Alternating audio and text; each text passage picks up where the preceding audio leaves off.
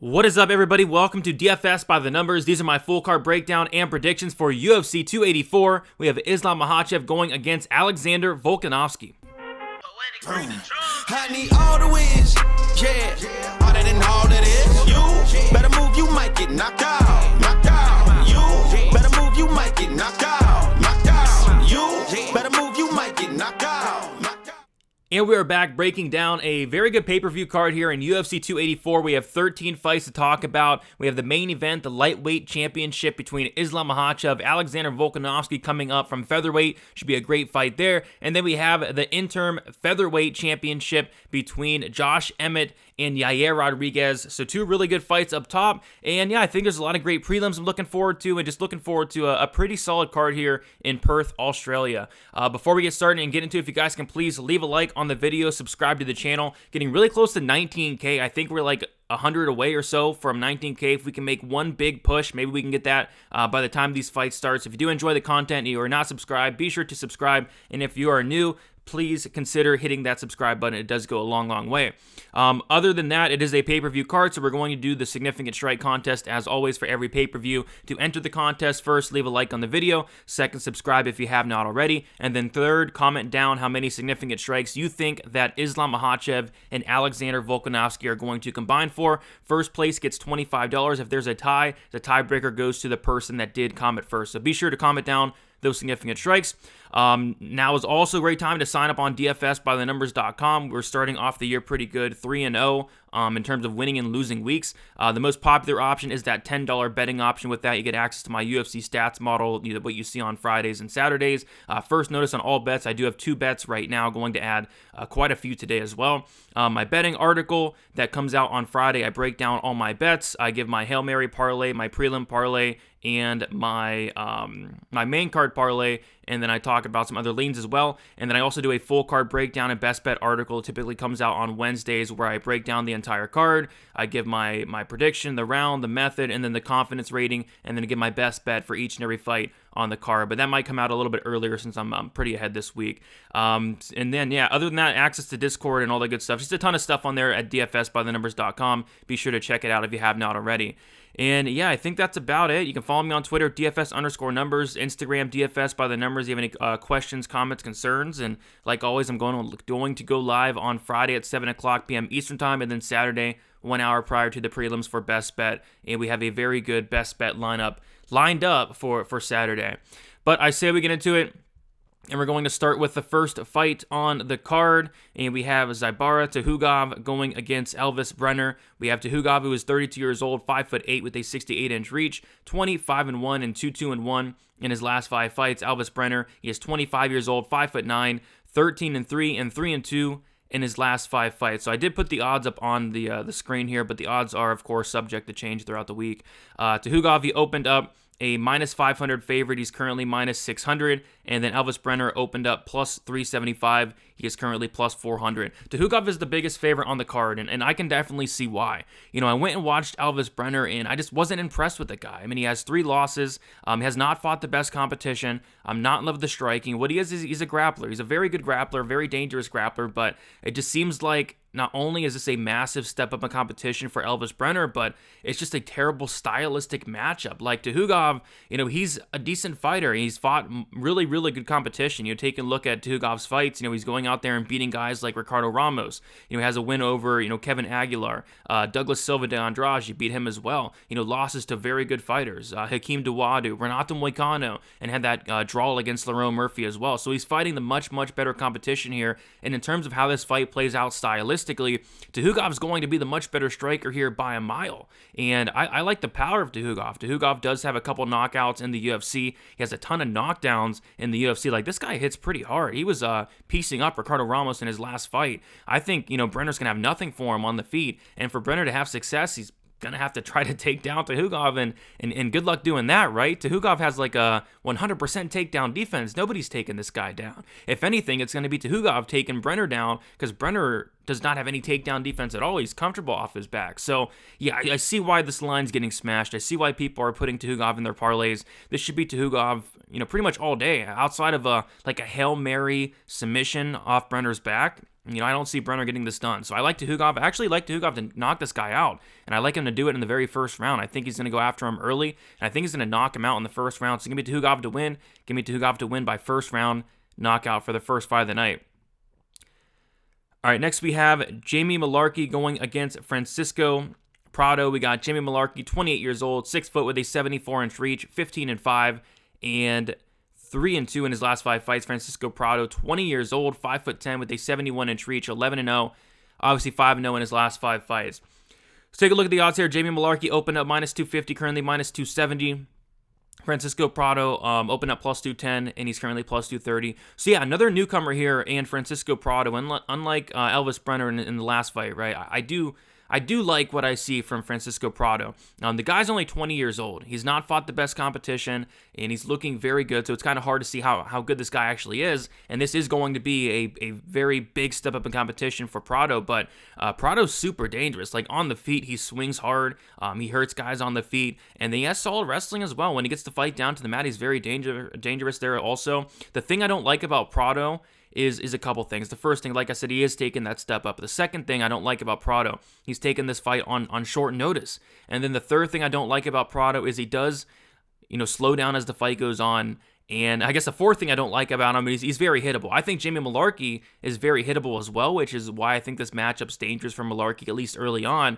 But, Mullarkey's a tough guy. He can definitely eat a couple shots. But, Prado's going to have opportunities in this first round to potentially get that finish. But if Prado does not get Mullarkey out of there, I think this fight's going to look a lot like that Devontae Smith fight that Jamie Mullarkey had, where Smith had some success early, and then as the fight went on, Mullarkey started pressuring, he started going to the body, and he kind of broke Devontae Smith, and I think he breaks Prado here in that second round, but he's going to have to weather a storm. Like, Prado is no joke early on. This guy hits super hard, and like I said, Mullarkey's hittable, but man, so is Prado. Both these guys are. I think somebody gets finished here, whether it's Prado early, Mullarkey late. I'm leaning Mullarkey in that second round to get that knockout. Should be a very fun fight here. Honestly, I think this is probably my favorite fight on these prelims. All right, moving on. We have Shane Young going against Blake Bilder. We got Shane Young, 29 years old, 5'8" with a 72.5-inch reach, 13-6, and 2-3 in his last 5 fights. Blake Bilder, he is 32 years old, 5'8" with a 68.5-inch reach, 7-0-1, and 5-0 in his last 5 fights. So, yeah, we take a look at the odds here. Shane Young, he is the favorite. He opened up -130, currently -135, and then we see that Blake Bilder opened up +110. He's currently +115. Not a big fan of this matchup from a betting perspective, but I think this fight's going to be fun from a fan perspective here. Both these guys go after it, especially Blake Bilder. I mean, Blake Bilder, he goes after it. He does get hurt a lot. He does leave a lot of openings to be hit. I don't like that. But he has solid wrestling, and when he does get the fight down to the mat, I mean, that's his bread and butter. He's super dangerous there. Blake Bilder, in his 7 wins, he has finished 71% of them, 14% by knockout, and then 57% by submission. So, the dude's dangerous, but defensively, he does leave a lot to be desired. Shane Young, he has been in the UFC for a while now, it seems like. I mean, he made his debut, I think it was against Alexander Volkanovski a couple years ago, which is probably one of the toughest debuts you can possibly get. But, since then, he's got a couple good wins. He went out there and beat Austin Arnett, Rolando D. Actually, those aren't good wins, but his losses are decent. Ludovic Klein, he got knocked out there. And like I said, Alexander Volkanovski, Omar Morales beat him as well. Not too impressed with either guy here, but how this fight plays out stylistically, I think that Blake Bilder is going to have to get this fight down to the mat. One thing I do like about Shane Young is the fact that he brings a lot of pressure, and I think that's going to help him in this matchup. I like the volume of Shane Young. He lands just over 5 significant strikes per minute, solid pop in his shots as well, and I think he could potentially hurt Bilder here. But yeah, if Bilder gets the fight down to the mat, he could have success. It's just, Shane Young's takedown defense looks solid. On paper, it's 56%, but that's because he fought Alexander Volkanovski, and Volkanovski took him down 5 times. So I think it's a little bit skewed there. I'm going to take Shane Young for the win. I don't feel that great about it. To fight, I'm just going to sit back and watch, but I'll take Shane Young to stuff the majority of these takedowns, and I think he's going to be the much better striker on the feet. And like I said, I don't like the openings that Blake Bilder leaves on the feet. I don't like that he gets hurt a lot. I'm going to say Shane Young wins this fight by decision, but not a ton of confidence in this pick here, to be honest. All right, next we have Loma Lookboonmee going against Elise Reed. We got Loma, who is 27 years old, 5'1" with a 61.5-inch reach, 7-3 and 3-2 in her last 5 fights. Elise Reed, 30 years old, 5'3" with a 63-inch reach, 6-2 and 3-2 in her last 5 fights. We'll take a look at the odds here, and we see that Loma's a favorite, opened up minus 265, currently minus 270. Elise Reed opened up plus 225. She is currently plus 230.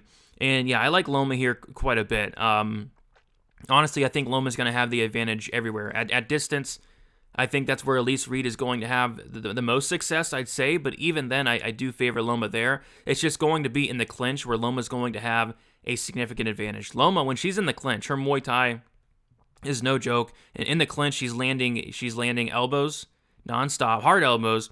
She's landing knees. She's super active when the fight is in the clinch on the cage. And then on the mat, I heavily favor Loma Lookboonmee. You know, she's this Muay Thai fighter, but when she gets the fight down to the mat, she's nasty. She lands elbows, and if she can get into a dominant position here, I actually think she can finish the fight. We saw Ciara Eubanks, and I know it's up a weight class. I know Elise Reed was coming in on short notice, but we saw Eubanks, who doesn't finish anybody, go out there and just starch Elise Reed on the mat. And then we saw Sam Hughes go out there and just dominate Elise Reed on the mat, and eventually finishing Elise Reed in the third round there. And I kind of see the same thing here. I think on the feet it's going to be Loma. I think in the clinch against the cage it's going to be Loma. And I think once this fight hits the mat, and if Loma can get into a dominant position, like I said, she's nasty with those elbows, with that grounded pound. And I think she TKOs Elise Reed in this matchup. One thing to mention is Loma. She is her 2 losses, right? Like Lupita Godinez and Angela Hill. I think both those fighters would just destroy Elise Reed. And she does have a win over Sam Hughes, a very decisive win as well, where she outlanded her about 2-1. I think it was 29-28 across all 3 judges' scorecards. And then we saw Sam Hughes go out there and dominate Elise Reed, right? So some MMA math there, if you will. But yeah, I think Elise Reed gets finished here. I think she gets finished in the 2nd or 3rd round. I know Loma's not a finisher, but Elise Reed just has nothing off her back. So give me Loma to get the fight down to the mat and to finish the fight. But if she chooses to keep this on the feet, I think she wins there as well. Give me Loma, 2nd round TKO. All right, next we have a very fun fight. We have Kleydson Rodrigues going against Shannon Ross. We got Rodrigues, 27 years old, 5'6" with a 67-inch reach, 7-2, 4-1 in his last 5 fights. Shannon Ross, 33 years old, 5'6" with a 66-inch reach, 13-6 and 3-2 in his last 5 fights. So we have Rodrigues, a big favorite. He opened up like minus 183. The line has just been hammered throughout the last week and a half. And then Shannon Ross is open up plus 158. He's currently plus 270. So Rodrigues is a massive favorite here. I guess there's a lot of hype on this guy, even after he kind of dropped the ball in his debut against CJ Vergara. There's still some hype on this guy, and I think it's more so due to Shannon Ross just completely dropping the ball. I do want to talk about that Shannon Ross fight a little bit. So, as you guys know, I do the Contender Series and do predictions and all that, and research the Contender Series. And yeah, I was researching the Shannon Ross fight, and I was impressed with this guy. I was super impressed with Shannon Ross, And on that very episode, I forget which week it was, but on that week, Shannon Ross was like one of my most confident picks of the card. And then Shannon Ross goes out there and just he gets beat up. I mean, he gets dropped 3 times, and he gets knocked out by Vinicius Salvador, who there wasn't a lot of tape on Salvador. And the tape I saw, I wasn't that impressed. And I think he had a layoff at the time. He was coming in on short notice. Like I was confident in Shannon Ross, and he went out there and looked like complete crap. So I think people are really down on Shannon Ross. But I was watching an interview, and apparently, like Shannon Ross had some serious health issues. I forget what it was, but he had some serious health issues going into that fight. So I think we're going to see a better version of Shannon Ross. But still, the one thing I did not like about Shannon Ross is he leaves a lot of openings. He's very hittable, and he's not durable. I've seen him get hurt, not only in the Contender Series fight, but in a lot of these fights. He's going out there, he's getting dropped, he's getting knocked out. I question his chin. He's like 34 years old, making his debut at this point, 33 years old. I get why money's coming in on Kleydson Rodrigues, but this is a hefty price tag. I think Shannon Ross can definitely make this a lot closer than the line does indicate. I just feel like at some point, Shannon Ross is going to leave an opening to be hit, and he's going to be hit hard, and he's going to be dropped, and he's going to be knocked out. So I do like Rodrigues here to win. I do like him to win by knockout, but this should be a very fun back-and-forth fight. But yeah, I do think Rodrigues gets a finish here. So give me Rodrigues to win. I'll take him to win by second round knockout. I like Rodrigues quite a bit. Phenomenal striker. He mixes it up very well to the body, to the head, to the legs. Lots of power for a flyweight as well. I think he gets back on track here after losing to CJ Vergara in a very close fight that could have went either way. I personally did have it for Rodrigues, but it was a close fight nonetheless. And I think he gets back on track here with a finish win against Shannon Ross. So give me Rodrigues for the win here.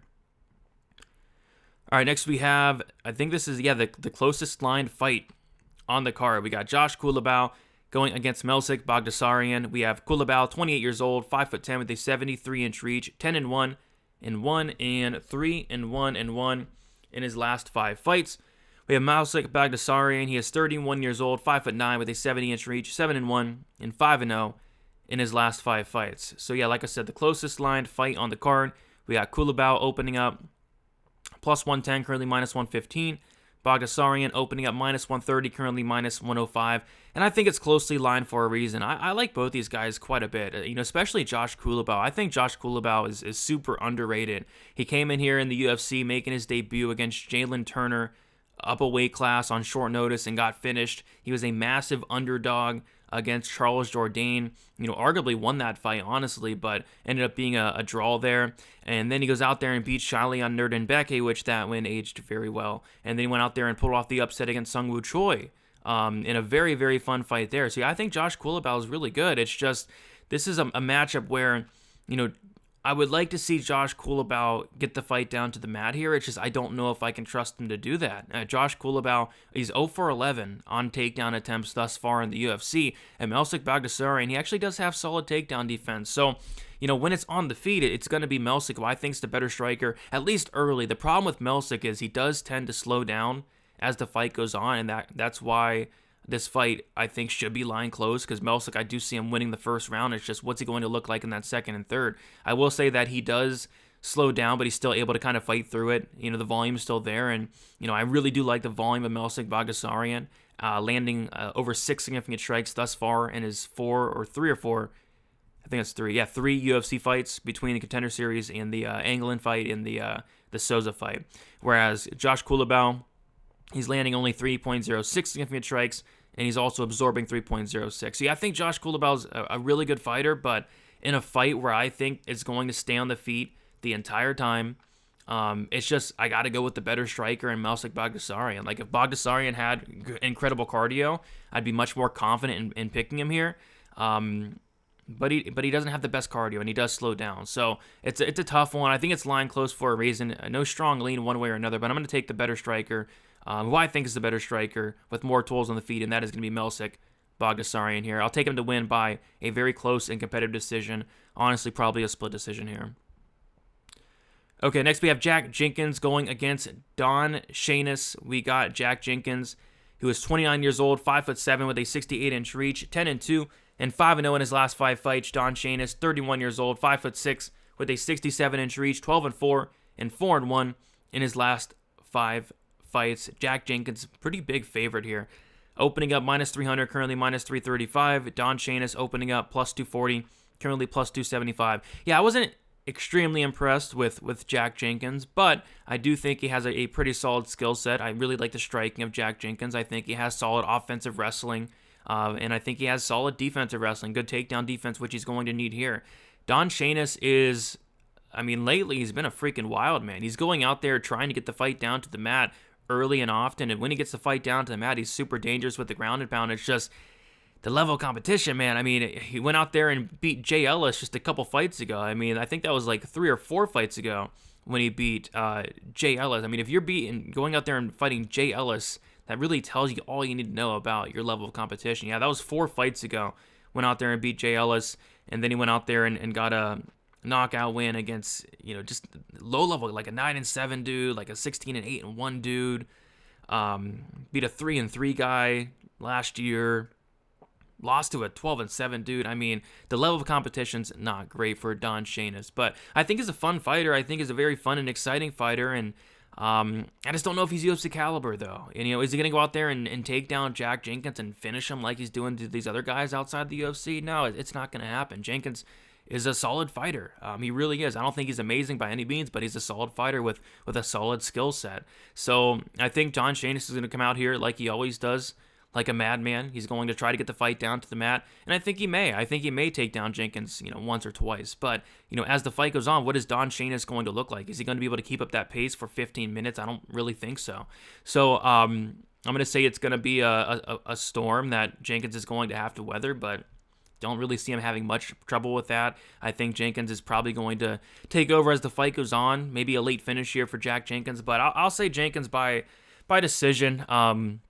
Minus 335 for the guy. I mean, like I said, I'm not extremely impressed with Jack Jenkins, but I think this is a matchup he should win. And I think Jack Jenkins is, UFC caliber, whereas Don Shainis, I'm just not sold yet. I mean, he made his debut against Sadiq Yusuff, and don't get me wrong, that's a very, very tough debut, but the dude got finished in like less than 60 seconds. So I don't think he gets finished in 60 seconds here, but I do think he loses the fight. Give me Jack Jenkins by decision in this one.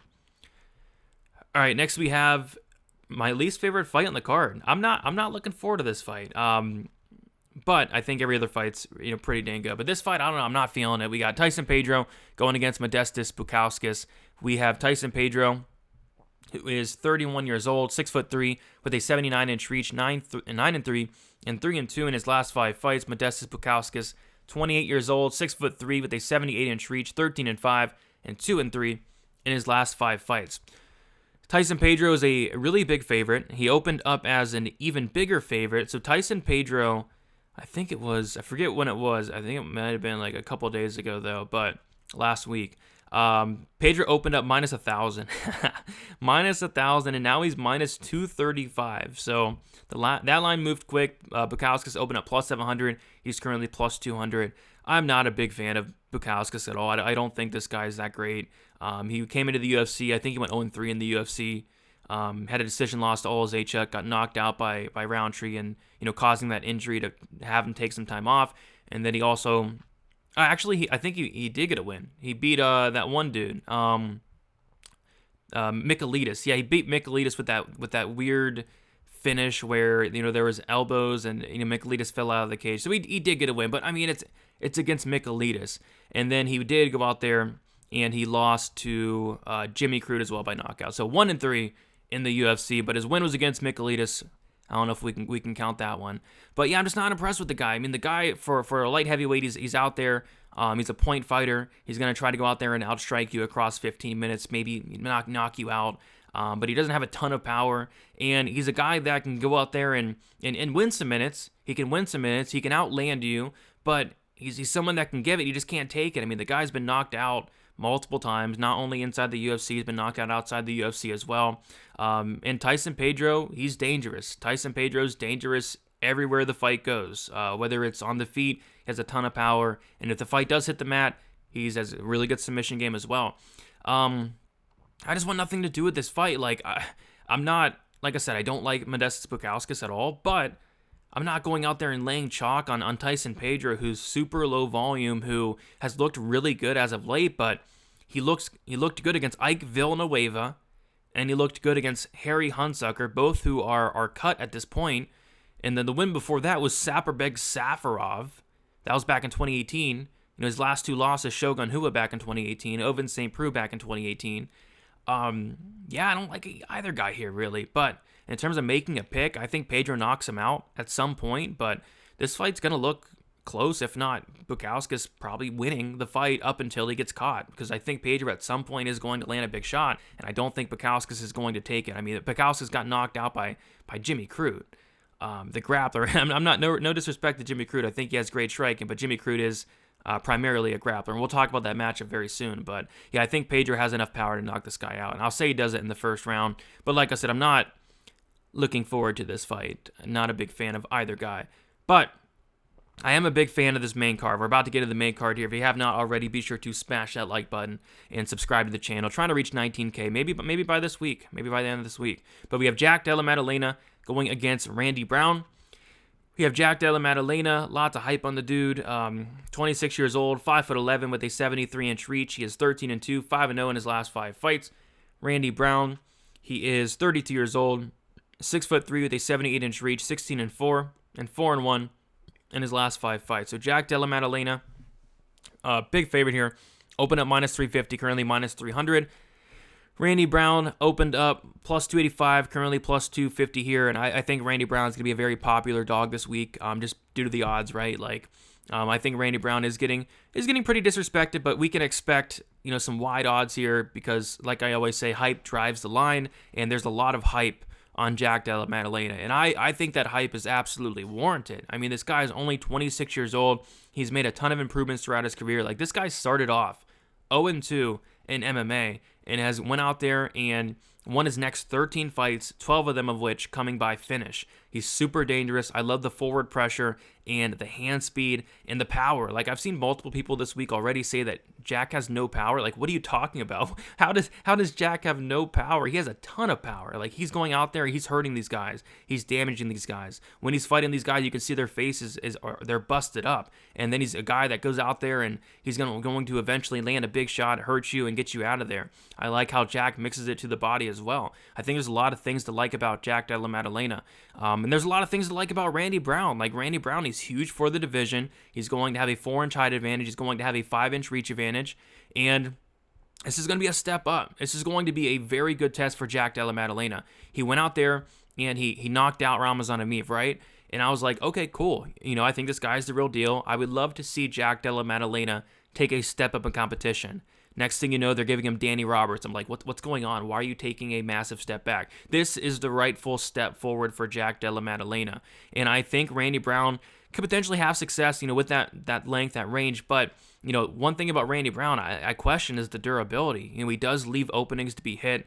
The striking defense at times is very questionable. Sometimes he has his hands down. He's leaning back with his chin up in the air, and he's been knocked out multiple times. He's been knocked out twice in the UFC, once by Nico Price, once by Vicente Luque, and both those guys are killers. I think Jack's a killer as well.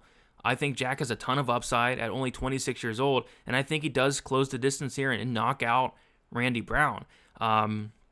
Like I said, Randy Brown is going to have some success, you got to imagine, on the feet. I don't think that it's going to look like a freaking Danny Roberts fight here or the Pete Rodrigues dude. I mean, Randy Brown's a legit fighter, and we're going to learn a lot about Jack Della Maddalena, but I think he does knock him out at some point in this fight. So give me Jack Della Maddalena. I'll take him to win by first round knockout here. I think he knocks out Randy Brown and continues to move up, take more steps up, and I think this guy has a serious ceiling in the UFC, but this is going to be a test that he's going to have to pass. Okay, next we have a very fun fight here. I'm actually looking forward to this fight quite a bit. We have Jimmy Crute going against Alonzo Menifield. We got Jimmy Crute, 26 years old, 6'2" with a 74-inch reach, 12-3, and 2-3 in his last 5 fights. Alonzo Menifield, 35 years old, 6 foot with a 76-inch reach, 13-3, and 4-1 in his last 5 fights. Man, I've lost a lot of money on both of these guys. Very frustrating guys to bet on. But we have Crute as the favorite. He opened up minus 230, currently minus 200. Alonzo Menifield opened up plus 195. He is currently plus 170 here. And Jimmy Crute is only 26. I think this guy has all the talent in the world. I think he has much improved striking. I think he has a ton of power on the feet. But what I like about Jimmy Crute and what everybody should like is that ground game. What he should like is that ground game. His ground game is no joke. I mean, going out there and submitting Paul Craig a couple years ago is no easy thing to do, right? When he gets the fight down to the mat, he's vicious. He has a great submission game, solid ground and pound. The wrestling is good. I mean, a lot of things to like about Jimmy Crute. Very well-rounded fighter. Like I said, only 26 years old, and he's already went out there and fought very good competition. It's just there's one thing that lacks for Jimmy Crute, and it's one major thing for me. It's the fight IQ. Like, this guy has some of the worst, if not the worst, fight IQ I've ever seen in my life. Like, it's bad. Like, it's Kevin Holland level bad fight IQ. Like, he went out there against Anthony Smith, and Anthony Smith is a guy that just has no takedown defense. He can be taken down by a gust of wind, and you would think, hey, Jimmy Crute, you're such a great grappler. Why not take down Anthony Smith that can be taken down by a gust of wind? But that was not the game plan for Jimmy Crute. Jimmy Crute thought he should go out there and strike with Anthony Smith. Not only strike with Anthony Smith, but lose the striking exchanges and have no in-fight adjustments at all until he hurt his leg. Anthony Smith hurt his leg, and once Crute's leg was hurt, then he thought, okay, now I should probably go for takedowns, and he did, and he ended up taking down Smith 3 times with a hurt leg. So that fight just showed me a lot about Jimmy Crute. Like, I don't know what he was thinking there. And then his next fight against Jamal Hill, I thought, hey, maybe Jimmy Crute learned his lesson a little bit. Maybe he should try to take the fight down to the mat. He goes out there and gets dropped by Jamal Hill within the first 20 seconds. And then he gets back up, and then he starts striking with him again, and then he gets completely flatlined by Jamal Hill. So is Jimmy Crute going to come out here and take down Alonzo Menifield? Is he going to even try to take down Alonzo Menifield? And the problem I have with this matchup and Jimmy Crute at minus 200 is he going to be able to get down Alonzo Menifield, who has incredible takedown defense? I think Menifield has like a 91% takedown defense. So even if Jimmy Crute does try to take down Menifield, will he be able to do so? I'm not so sure. So I'm actually going to take the dog here in Menifield to get it done. I'm going to say he knocks out Jimmy Crute. Crute's been knocked out back-to-back. He's been injured. He's taken a layoff. He's coming back here, and I think stylistically, if he gets this fight down to the mat, he's going to submit Menifield or TKO him. But if this fight's on the feet, I think Crute could also knock out Menifield, by the way. But Menifield does one thing very well. He's explosive. He's super explosive. He has a ton of power. And when this is on the feet, Menifield's going to have a lot of opportunities to get that knockout. Jimmy Crute, only a 50% striking defense. Like, if Jimmy Crute comes out here with a bad game plan, I think he gets knocked out here. And even if he comes out with the right game plan, good luck taking down Alonzo Menifield, who has like a 91% takedown defense. So I'm going to take the dog here in Alonzo Menifield. If this fight does get extended, it's going to heavily favor Jimmy Crute. I think Menifield is kind of round one or bust in the majority of his matchup. The dude has, 13 wins, 12 of them, I think. I think like 11 or 12 of them are in the very first round. So I'm going to say Menifield first round knockout here. But like I said, I lose money all the time on both these guys. Like, cannot get a read on either of them. So I think it's going to be a fun fight to watch. I think it's a violent fight, but it's a fight I'll be staying away from a money line perspective. But if I was forced to bet a money line, there's no way I would be laying minus 200 on somebody in Jimmy Crute who's shown just an abysmal fight IQ. But give me Menifield for the KO upset. All right, next we have the worst fight on the card, and it is on the main card. We have Justin Tafa going against Parker Porter. We have Justin Tafa, who is 29 years old, 6 foot with a 74-inch reach, 5-3, 2-3 in his last 5 fights. Parker Porter, 37 years old, 6 foot with a 75-inch reach, 13-7 and 2-3 in his last 5 fights. Let's take a look at the odds to see who's favored. I feel like nobody should be favored in this matchup, but we have Justin Tafa, who opened up minus 115, currently minus 135. Parker Porter opening up minus 105, currently plus 115 here. So, yeah, this fight's a mess.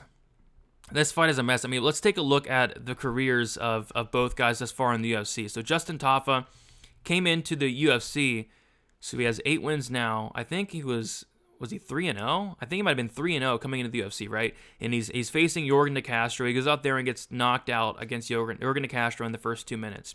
Then he goes out there and beats Juan Adams, loses to Carlos Felipe, and this is what gets it for me. This is what does it for me here. He lost to Jared Vanderaa. Jared Vanderaa is a guy that went 1-5 in the UFC, and the one win Jared Vanderaa had was against Justin Tafa, and that tells me everything I need to know. And then he goes and beats Harry Hunsucker. So Tafa's 2 wins are Harry Hunsucker and Juan Adams. And you're like, okay, those are terrible, but you go to Parker Porter, it's not much better. Listen to this. Parker Porter's 3 wins, Josh Parisian, Alain Badeau, and Chase Sherman. But he's lost to Jonathan Almeida and Chris Daukaus. So at least he's losing to extremely respectable guys, whereas Justin Tafa, you lost to Jared Vanderaa. You should be ashamed of yourself, right? So this is a fight where I think there's a lot of reasons to like Parker Porter, but at the same time, he can get knocked out. Like, Parker Porter has been finished in all of his losses.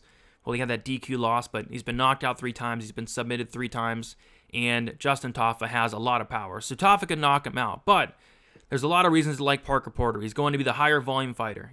Parker Porter landing 6.5 significant strikes per minute, which is phenomenal. especially for a heavyweight. Whereas Justin Tafa, he's landing 5, which is still good, but Parker Porter is going to be the higher volume fighter in this matchup.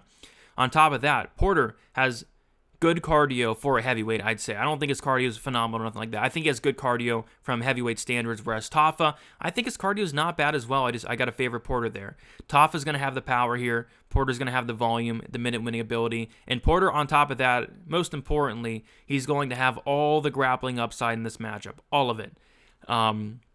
Justin Tafa, there's not a lot of footage out there of his takedown defense, especially in the UFC. I don't think anybody's tried to take him down. But outside the UFC, I think I have seen him taken down. I've seen him actually go for takedowns himself outside the UFC. But yeah, Parker Porter has solid wrestling. He has a solid get-up game or a solid ground game for heavyweight standards. And if he does get on top of Justin Tafa, I think he can do some damage there. This is a mess of a fight. This is borderline like 1-800 gambler for me. But I'm going to take the minute winner, who I feel like is going to be the minute winner in Parker Porter. But Justin Tafa, he's going to be live for the knockout, but give me the guy that I feel like can win this fight across 15 minutes. Give me Parker by decision, but it's not a fight I'm looking forward to laying any money on whatsoever. And I'm shocked that it's 2 fights away from the main event, this fight. I'm shocked. But this main card's fire, don't get me wrong, but this fight is kind of a buzzkill. Like, I got to pay $80 to watch Justin Tafa, a dude that lost to Jared Vanderaa, and Parker Porter, a dude that barely beat Alain Badel. I got to pay $80 for that. I don't know about that one. I do not know about that one. But we have the co-main event. Yair Rodrigues going against Josh Emmett. Phenomenal co-main event here, and phenomenal main event we'll talk about soon. But we got Yair Rodrigues, 30 years old, 5'11", with a 71-inch reach, 14-3, and 3-1-1 no contest in his last 5 fights. Josh Emmett, 37 years old, 5'6", with a 70-inch reach, 18-2, and 5-0 in his last 5 fights. We'll take a look at the odds here. We see that Yair opened up -160, currently -160. Emmett opened up +140, currently +140. So there's some rumors going around about Josh Emmett potentially having an injury. I'm not sure how true or untrue that is, but apparently he's been fighting with like a hip injury or something. But like I said, I don't know. I saw it on really an account on Twitter I didn't really recognize, so I'm not sure if it's true or not. But either way, I think it's a great fight here. Yeah, Josh Emmett's been on a roll. Josh Emmett has absolutely been on a roll. I want to take a look and see how many fights he's won in a row. It's been a lot. I think it's like maybe 7, 8. So Josh Emmett has won 1, 2, 3, 4, 5. I guess only 5. Wait, 6. And then he lost to Jeremy Stevens back in 2018. But yeah, 6 fights in a row. He's looked really good. Multiple knockout wins as well, and multiple knockdowns. So I was watching the Kattar fight back, and I was actually at the fight. And initially, I thought that Kattar won it pretty cleanly. Watching it back, I still thought Kattar won the fight, but I mean, I guess I could see a scenario where you would give it to Josh Emmett just because he's landing the harder shots, but I don't know if he won that fight. But prior to that Calvin Kattar fight, the dude landed 7 knockdowns in a row, which I forget who said it, but they said that if he landed a knockdown in the Calvin Kattar fight, it would actually been a record for most consecutive knockdowns, which is just freaking wild. Like, Josh Emmett has incredible power. And of course he didn't knock down Calvin Kattar because, Calvin Kattar has never been knocked down. But I'm even shocked he knocked down guys like Dan Ige. Dan Ige is super tough. Shane Burgos, super tough. He knocked him down twice. Josh Emmett's power is no joke. And what I like about Josh Emmett is this guy has solid volume. Typically we see these guys with crazy power, right? And they have low volume, but Josh Emmett has pretty solid volume, landing 4.28 significant strikes per minute. Yair, I think Yair is the better striker here. I think Yair has much more tools on the feet. Yair is also the younger guy. But the power is definitely in favor of Josh Emmett, and I think Josh Emmett can make this competitive in terms of the numbers. And I think that Josh Emmett has all the grappling upside here, and I don't think he goes to it. Josh Emmett has a wrestling background.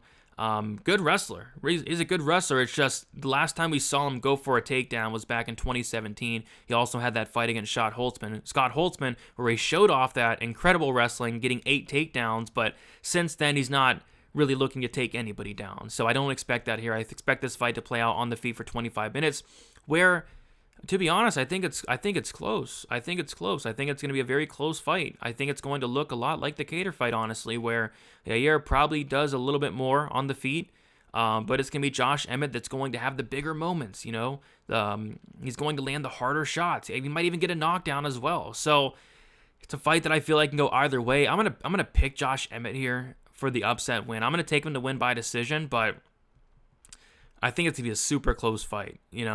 And I think the line should be much closer here. I think Josh Emmett's getting counted out a little bit, but I'm going to take Josh Emmett to get this one done. I'm going to take him to win by decision, but should be a very fun fight here regardless. All right, main event, Islam Makhachev, Alexander Volkanovski. Be sure to comment down your significant strikes below. We'll see who can get the dub here for the week. But we have Islam Makhachev, who is 31 years old, 5'10", 70.5-inch reach, 23-1. In 5-0 in his last 5 fights. Alexander Volkanovski, 34 years old, 5'6", 71.5-inch reach, 25-1, and 5-0 in his last 5 fights. So I did post a breakdown on this on Sunday, going a little bit more in depth. If you want to check that out, be sure to check that out. But short and sweet version here is I like Islam quite a bit in this matchup, which is crazy to say. Alexander Volkanovski, the pound for pound #1 dude in the UFC. But it's just, I can't pick against Islam anytime soon, I don't think. Like, the thing about this matchup is, if someone was to beat Islam Makhachev anytime soon, I think it's Alexander Volkanovski. And we see these odds, like, Makhachev's minus 400, Volkanovski's plus 300. I think Islam was like minus 450 even at one point. And that just goes to show you, what people think of Makhachev.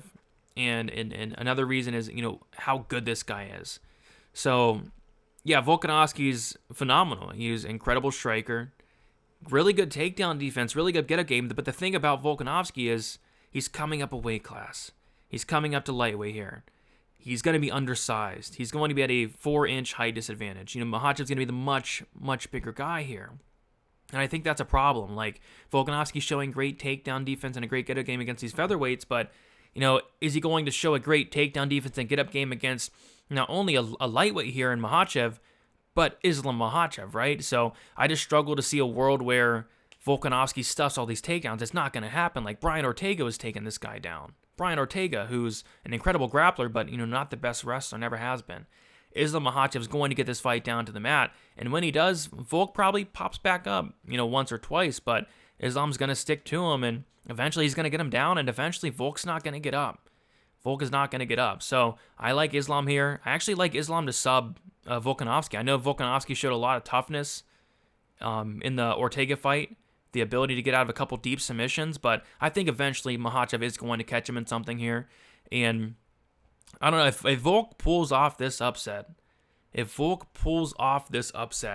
would be wild to me. I think he's an incredible fighter, but just coming up a weight class and taking on somebody who I think is going to be dominant and a champion for a long time in Islam. That would be wild if Volkanovski was to pull off this upset. But how does he do it?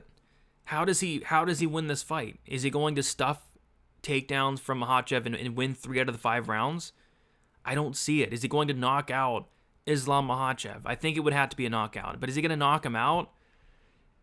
I don't think Volk has the best power to begin with, to be honest, and he's coming up to weight classes that power going to translate. I don't think so. So, I know it's hard to count out somebody the caliber of Alexander Volkanovski, but he's going against Islam Makhachev here. Like, if Volk was coming up and fighting any other lightweight, like a Charles Oliveira, I don't know, like a Michael Chandler, like a Dariush, a Gamrot, if he was coming up and fighting any other lightweight, I would be picking Volkanovski here, to be honest. But I don't know. I don't like this matchup for him. So I'm going to take Makhachev to win. I'm going to take him to win by submission, and I'll say it happens in the 3rd round. It's going to be Makhachev 3rd round submission for the main event here. Yeah, guys, that is about it. Be sure to leave a like on the video, subscribe to the channel. Let's try to reach 19K. Hopefully by the end of the week. I think we're 100 or so away. So if you do appreciate the content, do like the content, subscribe. If you're new here, subscribe as well. Be sure to check out dfsbythenumbers.com. I'm about to drop a couple bets here. I'm already on 2 that I bet last week. And yeah, some solid spots sticking out. I think I'm going to have a money line bet. Pretty big money line bet on this card. And then, as always, lots of props sticking out as well. So I think it's a solid card from a betting perspective, but an even better card from a fan perspective. I think it's going to be a very fun fight card, pay-per-view card, and I'm looking forward to watching it. So yeah, guys, check me out on Twitter, DFS_numbers, Instagram, DFS by the numbers. Very active on Twitter especially. If you have any comments, questions, or concerns, hit me up on there. And best of luck for UFC 284, Islam Makhachev going against Alexander Volkanovski. Talk to you guys soon.